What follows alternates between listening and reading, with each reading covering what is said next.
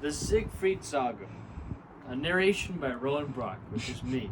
Once there was a prince by the name of Siegfried, birthed from stone, the son of King Siegmund of Xanten. Siegfried was forced into the noble life of chivalry and royalty. Siegfried hated this life of luxury and fantasized about life as a nomad. He quickly left his life of sanctity and set forth into the world of the Dark Ages, a journey of aimless wandering, meeting men of trades, men with jokes, and with bad tempers. He traveled deep into the depths of the unknown realm, spinning far and wide from his home of Xanten. One day, along a river with no name, Siegfried heard a booming snore from a high mountain. This snore rumbled the earth beneath him. Siegfried, with the thirst of adventure, rushed to the peak of the mountain and was stunned to see a beauty that shone like a candle atop this icy summit. A woman slept there amongst a bed of hay, holding a beer stein of ale. Siegfried immediately fell in love with this woman and kissed her. She woke abruptly and smashed the beer stein upon his head.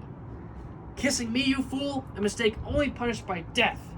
Siegfried dodged her punishing blow and screamed for forgiveness. "I was only trying to wake you. Your snores sound as if you were a beast," Siegfried said. "Beastly snore? What do you think, I'm a dragon?" cried the woman.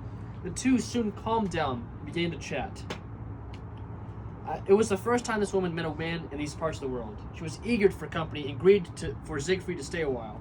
They shared their stories, names, and love. However, the thirst of adventure perplexed Siegfried, and he left his love, Brunhild, but promised to come back after he has found sizable treasure for marriage.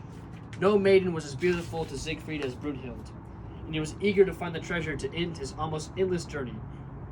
A fortnight passed and no village was in sight for tired and hungry Siegfried. He had to kill his last steed to survive the cold of Nordland. His noble steed of this present day was the equivalent of a pack mule, and traveled at a brisk pace equal to that of a snail. Siegfried knew he could walk faster than his lazy equestrian disappointment.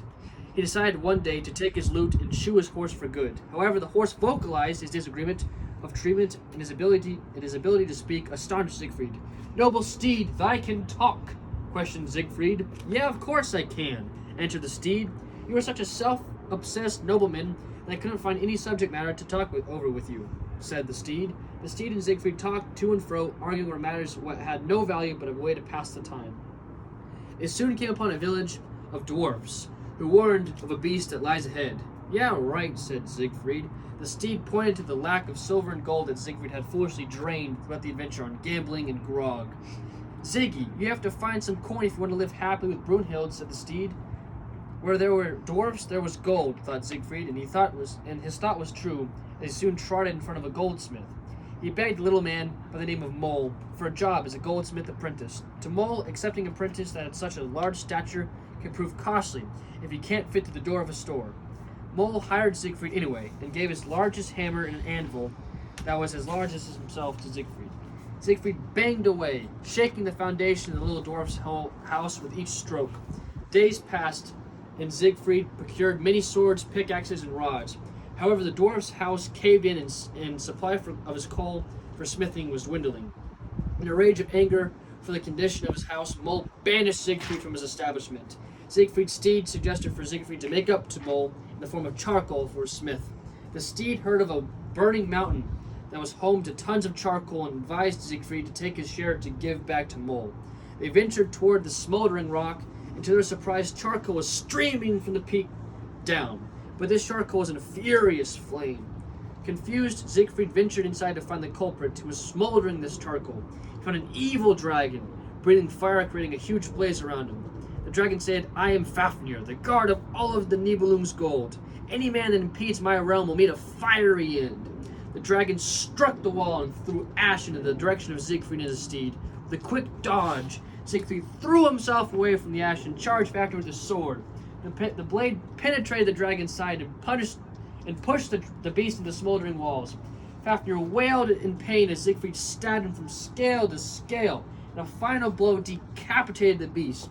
Blood showered from the dragon's head, and Fafnir no longer was the keeper of the Nibelung gold. The dwarves heard the commotion and ran to the scene. The gold was stacked neatly into a pile behind the beast, and the dwarves ran toward the treasure. Siegfried kicked the horde dwarves to back them off, and the noble steed rammed the horde so hard that they flew miles in the air, leaving the heir of the treasure to be Siegfried and Siegfried alone. Siegfried rushed to Brunhild, however the dwarfs were hot on his tail. He screamed at his steed to hurry. The gold is too heavy, Sire Siegfried, too heavy, cried the steed. He ran off course and into Hun territory, where Siegfried found his love in a spire high above the castle, the new man, Attila the Hun. With a horde of the angry dwarfs behind him and his cheating love ahead of him, Siegfried veered left toward a cliff above an angry sea. Siegfried jumped into the sea, and he was never to be seen again. His noble steed was, however, pushed into a log by the tide, and the gold that was strapped to his back stuck on Siegfried's leg and swept him away into the depths. The quacious steed found shore and traveled far and wide looking for Siegfried, if Siegfried was alive, looking for Siegfried, I guess, as well as telling the gallant tale of his fearless friend. That is the end.